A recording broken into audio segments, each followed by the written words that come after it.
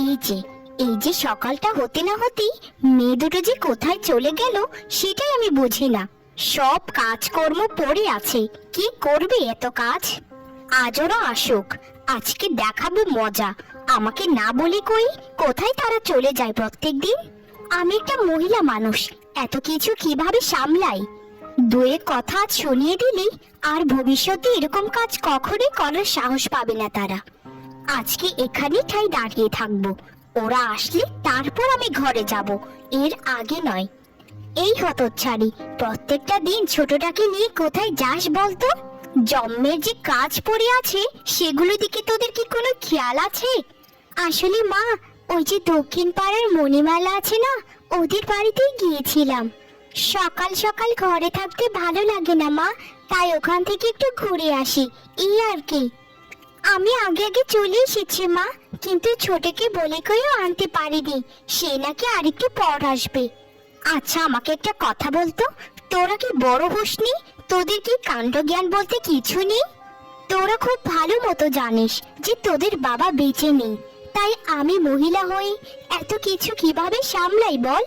তোরা তো এটাই চাস যে আমি চিন্তা করতে করতে মরে যাই, তোদের এতেই ভালো হবে তাই তো? মা এভাবে বলো না, তোমার মৃত্যু আমরা চাইবো কেন বলো তো মা? তুমি ছাড়া আমাদের কি আছে? আমি তোমাকে কথা দিলাম মা, আমি তোমাকে না বলে ওদের বাড়িতে আর যাব না কোনোদিন। সকালে ঘুম থেকে উঠে ঘরের সব কাজকর্মগুলো শুরু করে দেব। তোকে রান্নাঘরের দায়িত্ব দিয়েছিলাম আর ছোটকে গাভীটার দায়িত্ব দিয়েছিলাম। গাভীটা যদি দুধ না দেয় তাহলে সংসারটা চলবে কি করে বল? ওই দুধ বিক্রি করি তো সংসারটাকে চালাই, না হলে পেটে ভাত যাবে না তোদের। যা যা, এখন রান্নাঘরে যা, গিয়ে দেখ ভাতগুলো হয়েছে কিনা, সকালেই ভাতগুলো বসিয়েছিলাম। আমিও ঘরে যাই, আজও আসুক বাড়িতে। আচ্ছা ঠিক আছে মা, আমি রান্নাঘরেই যাচ্ছি তাহলে। দাঁড়া বলছি, দাঁড়া। আমাকে না বলি কই তুই ঘরে চোরের মতো ঢুকে যাচ্ছিস যে? খুব বার বেরিয়ে গেছিস তাই তো, সারা দিন পাড়া বেড়াস। তোকে কতবার করে বলেছি আমি যে সকালে উঠে আগে গাভীটাকে ঘাস খেতে দিবি, কই আমার কথা কি তুই শুনেছিলিস? সারাটা দিন মানুষের বাড়িতে থেকে কি করিস রে? এভাবে আর চলছে না, আর আমি পারছি না সংসারটাকে সামলাতে। ক্ষমা করো মা, আমার মনে ছিল না। মা আমার খুব খিদে পেয়েছে, আগে আমি দুটো খেয়ে নিই, তারপর না হয় গাভীটাকে খেতে দেব। আর দিদি কোথায় গেছে? দিদিকে তো দেখতে পাচ্ছি না মা। শোন, তোকে ভালোই ভালো বলছি, আগামীকাল থেকে যদি ঘর থেকে বের হয়েছিস তো এই বাড়ি ছেড়ে তোকে চলে যেতে হবে। এই সংসারের পুরোটা দায়িত্ব আমার উপর, তার উপর আমার দুটো মেয়ে হয়েছে যারা আমার একটা কথাও শোনে না। আমার স্বামীও বেঁচে নেই, যদি উনিও বেঁচে থাকতেন তাহলে একটা কথা ছিল। মা আমাকে ক্ষমা করে দাও, আমি আর কোনোদিনও ওদের বাড়িতে যাব না। আর ওদের বাড়িতে গেলে তোমাকে নিশ্চয়ই আমি বলে যাব মা, আর এমন ভুল কখনোই হবে না। এবার তো একটু হাসো মা, তোমার এরকম বেজার মুখ আমার একদম ভালো লাগে না। আরে তো আদিক্ষাটা দেখাতে হবে না, যেটা আমাকে কথা দিয়েছিস সেটা তোর মাথায় থাকলেই হলো। এখন যা, গাভীটাকে গিয়ে দুটো ঘাস দে, না হলে তো দুধ আবার দেবে না। দুধ যদি না দেয় তাহলে খাবে কি শুনি? আমার মেজাজ এমনিতে অনেক চড়া, যা এখান থেকে এখন। কি রে ছোট, গাভীটাকে ঘাস খেতে দিয়েছিস? মা যদি জানতে পারে তুই এখানে এসেছিস, মা মেরে ফেলবে তোকে। আমার তো তখন তুই একটা কথাও শুনলি না, কত করে তোকে বলেছিলাম যে চল, মা অনেক রাগ করবে, কিন্তু তোর বন্ধুর বাড়ি থেকে তো তুই আসতেই চাস না। আমি যখন বাড়িতে এসেছিলাম তখন মা আমাকে কত বকাঝকা করলো, তাই আমি সিদ্ধান্ত নিয়েছি মাকে না বলে আর কোথাও যাব না। দেখে ছোট, মা কত কষ্ট করে আমাদের জন্য, আমাদের বাবা নেই, আমাদেরকে এভাবে চলতে কি মানায় বল? কি রে তুই এভাবে তাকিয়ে আছিস কেন, কিছু বলছিস না যে? দিদি আমিও সিদ্ধান্ত নিয়েছি মাকে না বলে আর কোথাও যাব না। আর গরুকে এখনো ঘাস খেতে দিইনি, আমার খুব খিদে পেয়েছে দিদি, তাই তোমার কাছে আসলাম, দুটো খেয়ে তারপর গাভীটাকে খাবার দেব। আগে দুটো আমাকে খেতে দাও দিদি, তারপর সব কাজ আমি একসাথে করে ফেলবো। কেন যে শুধু শুধু সকাল সকাল ওদের বাড়িতে যেতে গেলাম, সেটাই তো আমাদের ভুল ছিল। এর থেকে যদি ঘরের কাজকর্মগুলো করে ফেলতাম তাহলে আগে আগে খেতেও পারতাম আর মায়েরও বকা শুনতে হতো না। এটা তো তুই ঠিক কথাই বলেছিস রে ছোট, কিন্তু যাই বলিস রে, আমি তোকে এখন খাবার দিতে পারবো না। মা যদি একবার জানতে পারে তো তুলকালাম কাণ্ড ঘটিয়ে ফেলবে। আগে যা, তুই গাভীটাকে ঘাস খেতে দে, তারপর সবাই মিলে আমরা একসাথেই খাবো। মা এটাই তো আমাকে বললো। ঠিক আছে দিদি, কি আর করার, এটাই করতে হবে। মা যদি আরেকবার রেখে যায় তো ঘরে আগুন লাগিয়ে দেবে। মা, আর কিছু নেই খাবার? এই খাবার আমি খেতে পারবো না। শুকনো লঙ্কা আর পেঁয়াজ দিয়ে ভাত আমি কখনোই খেতে পারি না মা, এটা তো তুমি জানোই। তবু আমার পাতে এসব কেন দিলে বলো তো? বাবা বাবা, মেয়ের কথা শোনো, মনে হয় কোনো রাজকুমারী খেতে বসেছে। এগুলো যদি না খেতে পারিস, গলা দিয়ে তোর না নামে, তাহলে আমার কিছু করার নেই। আমি যতটুকু সম্ভব ততটুকুই করেছি। শোন রে, আমি কিন্তু পুরুষ মানুষ নই যে বাইরে বাইরে কাজ করে তোদেরকে খাওয়াবো। ওই গাভীর দুধ বিক্রি করি, যতটুকু পাই ততটুকুই করি।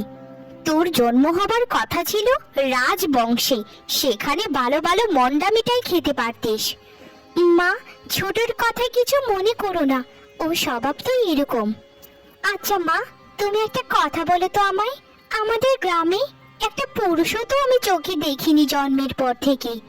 কোথায় গেছে তারা মা? আর বাবাই কিভাবে মারা গেল?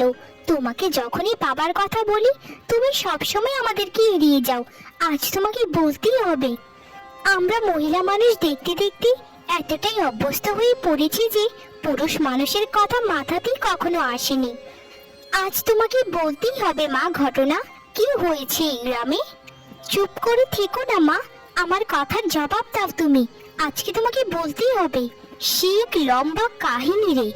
তোর জন্মের বছর খানেক পরেই তোর ছোট বোনের জন্ম হয়, কিন্তু তোর ছোট বোনের জন্মের কিছুদিন পরেই এই গ্রামে একটা বিরল রোগ দেখা দেয়। সেই বিরল রোগ শুধুমাত্র পুরুষ মানুষকে আক্রান্ত করছিল। সেই অসুখেই তোর বাবা মারা যান। তারপর একের পর এক পুরুষ মানুষ মারা যেতে থাকে। এসব দেখে গ্রামের বাকি সব লোকেরা এতটাই ভয় পেয়েছিল যে তারা মনে করেছিল তাদেরও মৃত্যু এভাবেই হয়ে যাবে। তাই গ্রামের যত পুরুষ মানুষ ছিল সবাই এক এক করে এই গ্রাম ছেড়ে অন্যত্র চলে যেতে শুরু করে। তারপর বছরের পর বছর চলে যায়। সেই পুরুষগুলো যে গেল গ্রাম থেকে, তারপর আর তারা ফিরে আসেনি। এভাবেই এই গ্রামটা পুরুষহীন হয়ে পড়ে। এখানে শুধু মহিলাদেরই বাস। আশা করি আমার কথাটি তুই বুঝতে পেরেছিস। আচ্ছা মা, তাহলে ওই রোগটা কি রোগ সেটা কি কখনো কেউ জানেনি বা এর প্রতিষেধক কেউ তৈরি করেনি? কত কিছু ঘটে গেল আমাদের গ্রামে, অথচ আমরা কিছুই জানতাম না। কিন্তু এটা ভেবে খুব কষ্ট হচ্ছে মা, যে লোকগুলোর কত কষ্ট হয়ে না মৃত্যু হয়েছে।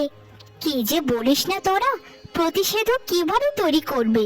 এখানে বুদ্ধি ডাক্তার কিছু থাকলে তো প্রতিষেধক তৈরি করতো, কিন্তু তারা তো সবার আগে এখান থেকে পালিয়ে যায়, যার কারণে সাধারণ মানুষ আরো ভয় পেয়ে পালিয়ে যায়। সবই কপাল, বুঝেছিস?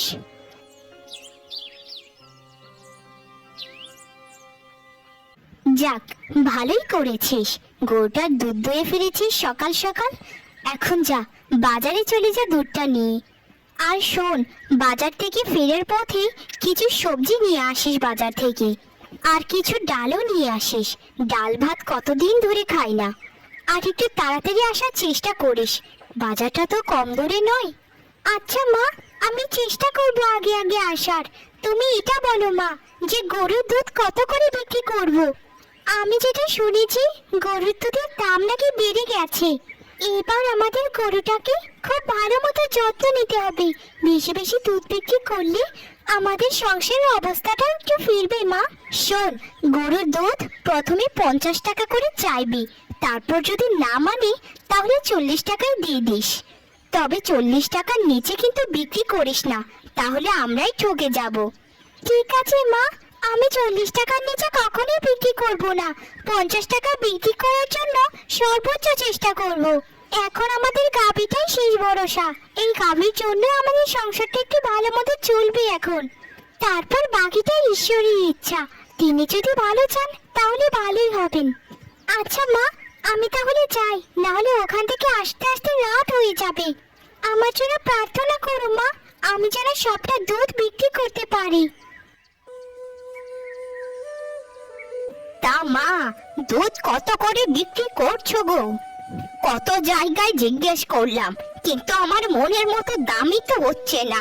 তুমি কত করে ছেড়ে দেবে দুধ? মনের মতো দাম হলে সবটা দুধই আমি কিনে নেব তোমার কাছ থেকে। মাসিমা, দুধ 50 টাকা করে দিয়ে দেব। তোমার কতটুকু লাগবে বলো তো? যাক, দামটা একটু কমই আছে, ওখানে তো আরো বেশি করে বিক্রি করছে। তা তোমার এখানে কত কেজি দুধ আছে মা? সবটাই আমার লাগবে। আসলে আমার মেয়ের বিয়ে তো, সেখানে পায়েস রান্নার কাজে দুধ লাগবে। মাসিমা, আমার কাছে 3 কেজি দুধ আছে, সবটাই নিয়ে নিন। আর যদি আপনার দুধ লাগে আমি আপনাকে এনে দিতে পারবো, তবে আগামীকাল পর্যন্ত অপেক্ষা করতে হবে আপনাকে। তাহলে তো খুব ভালোই হয়। তা শোনো মা, আগামীকাল সকালে তুমি এখানে দুধ নিয়ে এসো, তোমার সবটা দুধই আমি কিনে নেব।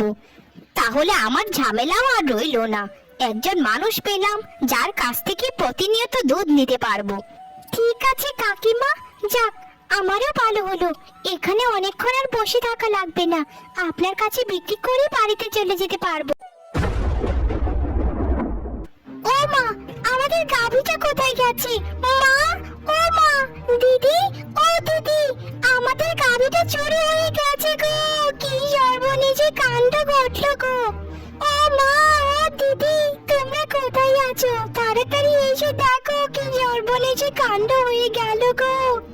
কে আমাদের এত বড় সর্বনাশটা করলো গো? কার আমরা ক্ষতি করেছিলাম? কি হয়েছে কুসুম, এভাবে চিল্লাপাল্লা করছিস যে? ও মা, আমাদের গাভীটা কোথায় গেল? আমাদের গাভীটা কোথায় গেল রে? আমাদের গাভীটা কি চুরি হয়ে গেল নাকি? হাই হাই বিধাতা, এটা তুমি কি করলে আমাদের সাথে? যে একটু সুখের মুখ দেখতে পেয়েছিলাম, সেই গাভীটাকে অমনি চুরি করালে। হাই রে হাই, এখন আমরা কি করব? সংসারটাকে কিভাবে চালাবো কিছুই বুঝতে পারছি না। কাল যখন গাভীটাকে ঘরের ভিতর ঢুকিয়েছিলিস, তখন কি দরজাটা ভালোভাবে আটকাসনি? একটি সর্বনাশ হয়ে গেল গো। আমাদের গাভীটা কে চুরি করে নিয়ে গেল? কার আমরা এত বড় ক্ষতি করেছিলাম? তবু আমরা আশা হারাবো না। চল রে ছোট, খুঁজে গিয়ে দেখি গাভীটা যদি কোথাও চলে যায় একা একা। আমাদের কপালে কোনো দিনই সুখ লেখা ছিল না, কোনো দিনই না। কি করব কিচ্ছু বুঝতে পারছি না। তুই কি কাল দরজাটা ভালোভাবে লাগাসনি? কি যে বলো দিদি, কত সুন্দর মতো কালকে দরজাটা লাগিয়েছিলাম গোয়ালঘরের, কিন্তু গোয়ালঘরটা তো আমাদের এমনিতেই নড়বড়ে, এত ভালো তালা তো লাগাতেই পারেনি কোনোদিন। কাকিমা, ও কাকিমা, ঘরে কি আছেন আপনি? একটু বেরিয়ে আসুন কাকিমা, আমাদের সর্বনাশ হয়ে গেছে। এই তো কাকিমা, আমাদের গাভীটাকে কি আপনি এদিক দিয়ে যেতে দেখেছেন? আমাদের গাভীটাকে সকাল থেকে খুঁজে পাচ্ছি না গো। না রে মা, তোদের গাভীটাকে তো আমি দেখিনি। 2 দিন আগে তো শিউলিদের গাভীটাও চুরি হয়ে গেছে। আমি নিশ্চিত পাশের গ্রামের চোরেরাই এই গাভীটা নিয়ে গেছে। চোর যদি একবার তোদের গাভীটাকে নিয়ে যেতে পারে, তাহলে এই গাভী কোনো দিনই খুঁজে পাবি না, কারণ এই গাভীগুলো নিয়ে তারা 2 গ্রাম পেরিয়ে বিক্রি করে দেয়। এই গাভীর আশা ছেড়ে দে তোরা, অন্য কোনো পথ অবলম্বন করে নে। শিউলিদের গাভীটা নিল, তার বাবার কি কান্না! কত কষ্ট করে সংসারটাকে চালাতো তারা। কাকিমা, আপনি তো সবকিছু জানেনই, কত কষ্ট করে মা গাভীটাকে কিনেছিলেন। গাভীর একটু দুধ বিক্রি করে আমাদের সংসারটা চলতো, এখন যে কি হবে কিছু বুঝতে পারছি না কাকিমা।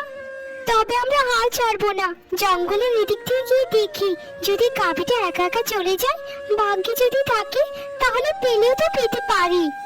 এটাই সব থেকে ভালো হবে, জঙ্গলের এদিক দিয়ে খুঁজে দেখ, গাভীটাকে পেলেও পেতে পারিস।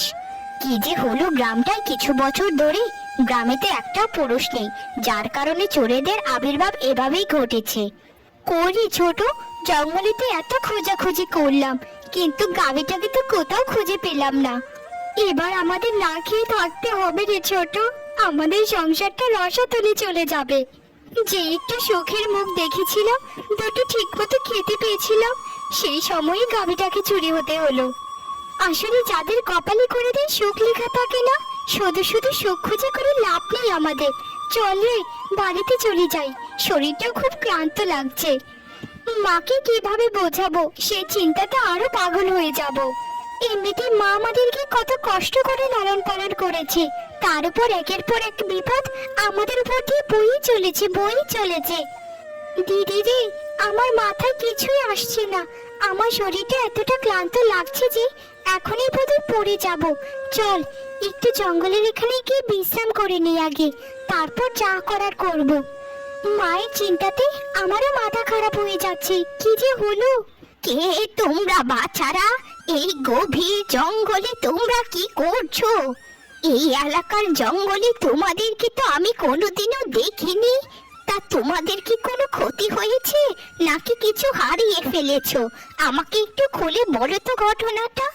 তোমাদের চোখ মুখ এরকম লাগছে কেন? মনে হয় খুব দুঃখে আছো, সবটা বলো তো। কি আর বলবো তোমায় দিদা, আমাদের জলজন্তু গাভীটা চড়ে নিয়ে গেছে গো, চড়ে নিয়ে গেছে। ওই গাভীর দুধ বিক্রি করে আমাদের সংসারটা চলতো। আমাদের বাবা নেই, মাই সংসারটাকে ছোটবেলা থেকে সামলাচ্ছেন। কিন্তু দিদা, তুমি এখানে কি করছো? আর তোমার সাথে এত বড় একটা গাভী, এটা কি তোমার গাভী? হ্যাঁ রে বাছা, এটা আমারই গাভী। কিন্তু বাক্যের কি লীলা খেলা দেখেছিস? তোর একটা গাভীকে খুঁজে চলেছিস, আর এই গাভীটা আমার আর লাগবে না। তোমার এই গাভীটি লাগবে না মানে? দিদা, তোমার কথা আমরা কিছুই বুঝতে পারছি না, একটু যদি দয়া করে বুঝিয়ে বলতে তাহলে ভালো হতো। আসলে হয়েছে কি বাছা, আমি অনেক বুড়ি হয়ে গেছি, এই গাভীটিকে লালন পালন করতে আর পারছি না রে আমি। এই গাভীটি প্রত্যেক দিন 7 থেকে 8 কেজি করে দুধ দেয়, দুধটাও খুব সুন্দর। কিন্তু কি আর করব, আমার এই গাভীকে লালন পালন করার মতো শক্তি সামর্থ্য কিছুই নেই। তাই এটিকে আমি জঙ্গলে ছেড়ে দিতে এসেছি রে, আমার বাড়ির পাশের গ্রামে। আচ্ছা, একটা কথা বলবো তোদেরকে, যদি কিছু মনে না করিস। হ্যাঁ হ্যাঁ, বলো না দিদা, কি কথা? বলছি যে তোদেরও তো গাভীটা হারিয়ে গেছে, আর আমার গাভীটাকেও আমি ছেড়ে দিতে এসেছি। খুব মায়ায় পড়ে গিয়েছিলাম রে গাভীটার। তাই আমার গাভীটাকে যদি তোরা লালন পালন করতিস, তোরা নিয়ে যেতিস, তাহলে খুব খুশি হতাম রে। সন্তানের মতো লালন পালন করেছি ছোট থেকে, তোদের হাতে যদি তুলে দিয়ে মরতেও পারতাম তাহলেও শান্তি পেতাম। তোরা নিবি আমার গাভীটাকে? আমার গাভীটা খুব লক্ষ্মী রে। তুমি জানো না দিদা, তুমি আমাদের কত বড় উপকার করলে, আমাদের খাবারের সন্ধান করে দিলে। এই গাভীটাকে আমরা আমাদের সন্তানের মতো লালন পালন করব, তোমায় কথা দিলাম দিদা। তুমি একদম নিশ্চিন্তে থাকো, আমরা তাহলে এই গাভীটাকে নিয়ে বাড়িতে যাচ্ছি। ভালো থেকো দিদা। আমাকে তোরা দুজন ক্ষমা করে দিস মা, যেখানে তোদের মতো মেয়ে পেয়ে আমাকে গর্ববোধ করার কথা ছিল, সেখানে শুধু তোদেরকে আমি রাগের মাথায় বকাঝকা করেছি। কিন্তু একটা কথা তোরা দেখেছিস যে ঈশ্বর যা করে সবসময় মঙ্গলের জন্য করেন। দেখ মা, আমাদের একটা ছোট গাভী চলে গিয়েছে, আর কত বড় একটা গাভী ঈশ্বর আমাদেরকে দান করেছেন। আজকের পর থেকে আমাদের আর কোনো কষ্ট রইল না রে, আর কোনো কষ্ট রইল না। আমার এত খুশি লাগছে যে তোদেরকে কিভাবে বোঝাই। হ্যাঁ মা, এই যে দেখো, আমাদের গাভী হারানো, তারপর বুড়িমার গাভী পাওয়া, সবকিছুই কেমন যেন একটা নিখুঁত। বিধাতা যা করেন ভালোর জন্যই করেন। যদি আমাদের গাভীটা চুরি না হতো, আমরা জঙ্গলে না যেতাম, তাহলে এত বড় এত সুন্দর একটা গাভী আমরা কখনোই পেতাম কি বলো মা? বলতে হবে মা, এখন এই গাভীটা 8 কেজি করে দুধ দেবে। আমরা প্রত্যেক দিন মাছ ভাত খেতে পারবো মা, প্রত্যেক দিনই খেতে পারবো। কি মজা গো, কি মজা। আর কালকে থেকে আমাদের গোয়াল ঘরটাকে আরো শক্তপোক্ত করে 3 জন মিলে বানাবো, বুঝেছো মা? আচ্ছা রে পাগলি মা, আচ্ছা।